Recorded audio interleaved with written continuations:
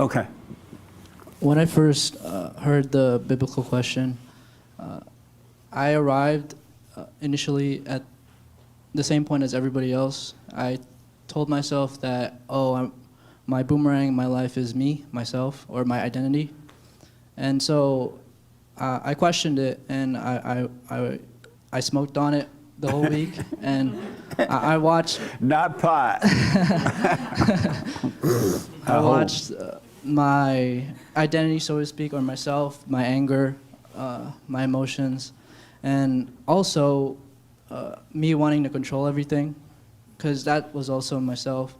And I realize now that even calling it myself isn't right, because it's not me. Yeah. It's the darkness. Yes. And me, the boomerang in my life, thinking about that is me trying to throw it away. And what's good about the silent prayer is I realize now that I shouldn't be the one throwing it away. I should just let it go. Absolutely. Let go trying to throw it away, because me throwing it away, eventually I'll catch it again. Yeah. Willingly. Yeah. Because I willingly try to control it, try to throw it away. And in that sense, I'm accepting it once again. Amazing. Amen. Amen. Give me a chair, Justin. That's deep. That really is. That's all you have to do. You got to question what's going on in here. Who is this? And the truth will answer those questions for you by letting you understand what's going on. You, above all things, get an understanding. It's not what I can get from this, but what can I understand from this situation?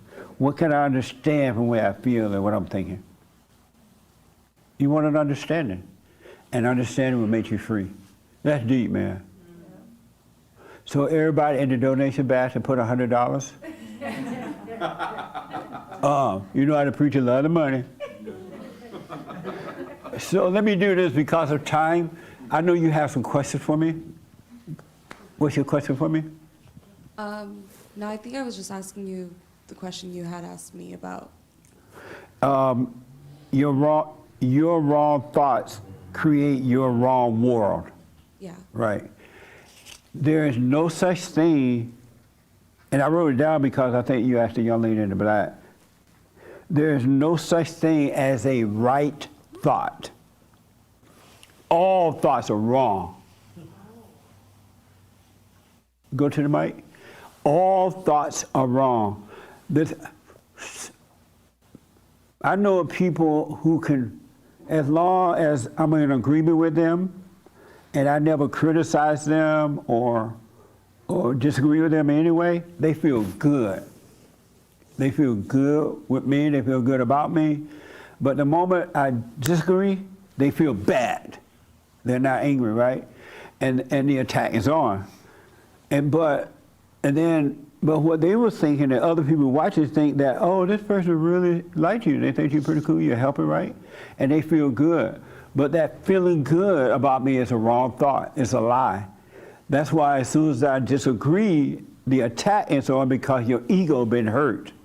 But the feel good feeling is the ego. That's why friendships don't last, because you're only friends as long as you agree. And the moment you disagree, you're bitter enemies right away. Because when you were agreeing, you felt good, and you thought that was real, but that was evil. That was ego. All feelings are evil. In God, in your true nature, there are no feelings. And so there are no feelings. So you create your own world because you are your own world. You're not the world, you are your world. And everything that you think and feeling and carrying on is in you. And if I made you mad right now, it's not me making you mad. It's already in you, and the thoughts are talking to you, and you believe in it, and you're getting mad, and the thought will tell you, look how Jesse made you look. Jesse made you mad, and you go home and tell your mama or tell your friend, I ain't never going back there, Jesse made me mad. But Jesse had nothing to do with your world. That is already happening in you. I didn't put it there. It wasn't me, but the devil makes you think it's somebody else. But once you get to see, as this young man clearly stated, as you get to see what's going on in you, your world is being, you're overcoming the unnatural world of anger and doubt and fear and jealousy and strife and all this mess, you know. You're overcoming that in your world. And as your world is cleared out, no matter what happened in somebody else's world or in them or out there, you're not moved by it at all. You have no relationship. Like this war going on right now with Israel and the Palestinians and Ukraine and Russia and the world going crazy. That is in their world. It's not no one else's fault but the person that's carrying out that world. But they are blaming others for it because the devil blames somebody else. And when you blame, you go and attack the person you think is doing it to you. But if they were not in their own world, if they had peace in here, no matter what someone said out there or did, they wouldn't be moved by it. Period. And the economy is bad. It wouldn't bother you at all. You wouldn't be like, oh, I'm scared. The economy is bad. It wouldn't be a part of your thinking because your world is at perfect peace. And you know, without thinking about the Father will provide, you know He will. You don't have to think about it. So that's what I mean is, you are creating your own world inside of you by believing lies, believing feelings. And it's not outside of you, it's inside of you. And then it's inside of each individual, their world. So that's what I mean by that. So if you overcome the darkness, inside of you, you will have a bright world. And everybody be going crazy. They'll be like, you see how they're acting out there right now, right? You wouldn't be a part of that. You'll be in it, but not a part of it. And it's not like you won't even be thinking about being a part of it. There would be nothing to think, oh, I'm not a part of that. You wouldn't even think about it. You just observe what's happening, and you'll get the understanding of why it's happening, and you'll still be free from it. That make sense? Any question? Can you give her the mic? Nick got the mic in his pocket. He landed up against the wall. No, I don't have any follow-up questions. That makes sense a little bit? Yes. In what way? A little way that it makes sense. Kind of what I also shared is that we tend to take our thoughts and make them our identity and our personality, and it's not. And it does resonate with what you just said with me because, you know, right now I find myself sometimes believing my thoughts are me and I act on them, and I think because I'm acting on I have a feeling on it, it's real, but it's not. It's within myself, and I know these things. I know the truth, but I let my thoughts cloud it and tell me, well, these thoughts are the truth. But it's a battle within me, good and bad, that I am dealing with. But I think obviously the light perseveres stronger and it comes through. And so, what you just said does resonate with me, with what I'm currently going through. And when that happens, and you're right in what you're saying, when that happens, when this thing get busy in here and the feelings come, just let them happen. Yeah. Let go and let it happen. Yeah, it's just like watch it pass by. It's just a thought. It just needs to go. And he's going to scream at you. Yeah. No, you got to do something. You got to do this. This is you. Don't let this happen. And watch the screams and continue with your day. But let it happen. Let go and the light will save you from this thing. Yeah. That make sense? Yes. Are you doing the silent prayer? I don't know the silent prayer. You don't know what it is? No. On my YouTube channel, it's a silent prayer where every morning, every night, I want you to get, before bed, and we get up in the morning, be still. When you wake up, and just watch those thoughts. And just watch them. Your whole day would be different. But if you jumping up and you're already in your head, you're rushing, your whole day would be of darkness. But you get a lot done and still have time left. But you'll be calm and at peace on the inside. Yeah. All right? Amazing. Nice. You said that earlier, before she said that about who will I be if I'm not these thoughts and emotions. Did you hear her say the same thing? Everybody think the same thing. But it's not you thinking that. The devil is saying, who will I be? And it feels like you. You had your hand yourself? Well, the only thing is that, like, this is a very, very simple interaction. But, like, when we're driving and somebody cuts us off, I relate to you when you say, like, I am angry at that person and I don't even know who they are. Yeah. I don't know anything about them. But if they got, I always used to say, like, you're tough in that car. But as if I'm gonna, like, pull over and we're all gonna just get out of the car. Right. But there is this vile anger inside of me sometimes when I'm driving. And it's so crazy because I would never show that to my boss. I would never show it to certain people. But as soon as I get in my car, it's funny because I'm always pointing the finger at other people, but I never really realize that I'm the one acting crazy. Absolutely. Every human being point the finger at someone else, we really need to be pointing it at you. That's true. Ain't no finger going that way. It's just one finger. That is true. Because I'm always thinking it's them, like, and I'm the one that, the anger is coming from me. From it's you. inside the car. Yes. Yeah. That's how the whole devil works. When people pointing the finger, they really need to be. That's why Christ said, let you without sin cast the first stone. You need to see what's going on in you. You would be casting stones, period. Okay. Yes. Because the only reason you're casting those stones because you don't see what's in you. Right. Yeah. It's impossible to cast stones when you see what's going on in you. That's deep. Yeah. Okay. That's amazing. And so when you leave here and while you're here, oh, you remind me, you just like your mama too. Remember Sean? She said something last Sunday that was so, what was that? I forgot.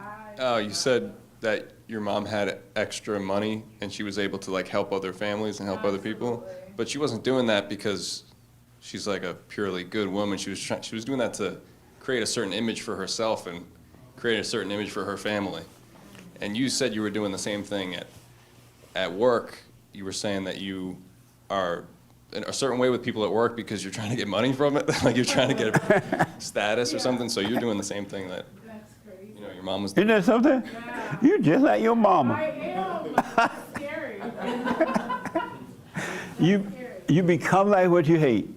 I still don't get that, though. Have you ever really thought about, like, when you say that out loud, it doesn't make sense. Okay, let me try to make it make sense.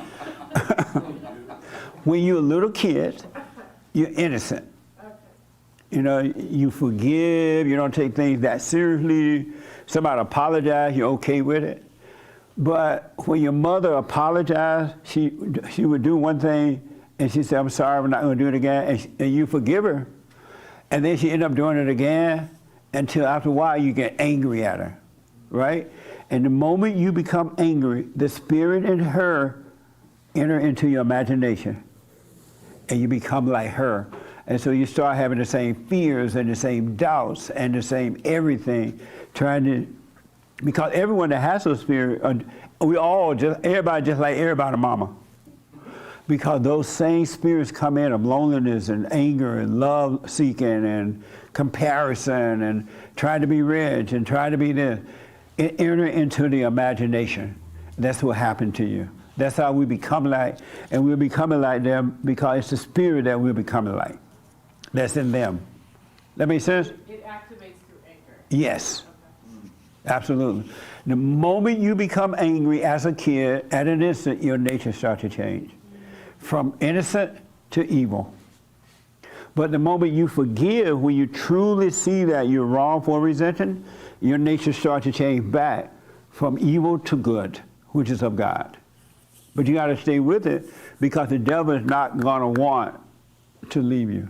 But he has no other choice. If you stay with it, I promise you he will leave. He's going to be screaming and kicking and yelling and carrying on, but he has to leave because the light is destroying him. And that's what's carrying on in your mind about it. All right? Any question about that? Okay, so the boomerang, because of time now, the boomerang in your life is everything. The loneliness, the anger, the using food to escape, try to escape the pain, getting drunk, trying to forget and not to remember, blaming others, all this, thinking that is you. All this, you think that that's gone, and the moment you think it's gone, it come back. And the only reason it keep coming back because you won't let it die. You won't just relax in it and let it die. That's why it keep coming back. But if you go through it, it will be taken away and it will never come back. But you don't let it die. You get scared. Oh my God, who would I be? Oh, this is too painful. I can't handle this pain. I gotta attack somebody. I gotta call up somebody and gossip. I gotta answer the phone. I gotta have a meal. In closing, if you really want to test this thing in you, I want you to try this week. When you get home, spend time, I don't know how much time, spend time not answering the phone, not turning on the TV, not reading a book, not thinking about what you're going to eat for dinner, not doing anything. Sit for a minute and see what happens. Make sure you have your medical insurance and stuff. And you're right. Sit for a minute and see what happens. With nothing, no idea about what you're going to eat or anything. Do it for 10 minutes. Right, 10 is a long time. And watch the devil, see what he's going to do to you. The devil hates quiet time. He hates for you to be quiet with nothing to do because you're going to see that he's there. And seeing that he's there is the light of the Father, and the Father will get rid of him. And he doesn't want that to happen. The kingdom of heaven is not about time. And stop letting time steal your now. Don't let time steal your present. God is in the present. And Satan is always keeping you in the future or the past. And by you following him and listening to that, he steals you away from the now, from the present. And that's where God is. Satan cannot come into the present. He can only bring you out of it in order to control you. He cannot come into the light. He has to bring you into the darkness. So practice being present this week. At least take the little time I just mentioned and see what happens to you. I want to encourage you to practice staying present. Not in the past, not in the future. It is. God's salvation is, the kingdom of heaven is not in the future. It's not in the past. It's not on that mountain or that hill or at that club or at that church. It's in you. The kingdom of heaven is right here, right now. And if you practice, this thing will die and you will live from the kingdom of heaven right here on earth. You don't have to wait until your body dies. And you will see that there is no death. The only death is the death of the ego, the nature of the devil. All right? Amazing.